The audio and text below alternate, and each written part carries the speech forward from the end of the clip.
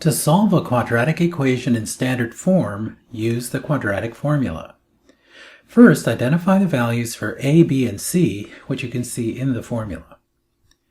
A is the coefficient of the squared term, b is the coefficient of the linear term, and c is the constant term. So in this equation, a is equal to 1, b is equal to 2, and c is equal to 1. So plug in these values. B is 2. B is 2 here. A is 1. And C is 1. And A is 1 here. So now simplify. We get negative 2 plus or minus 4. And then minus 4 times 1 is minus 4. So we get 4 minus 4 under the square root. And in the denominator, we get 2.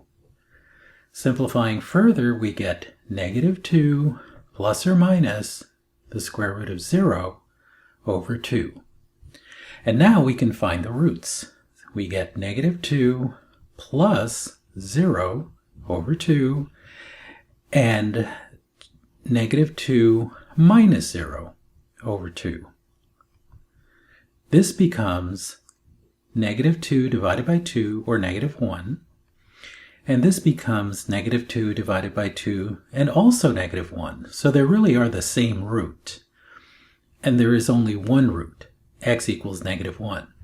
And the reason that there's only a single root is that x squared plus 2x plus 1 can also be written as x plus 1 squared, which is also known as a perfect square.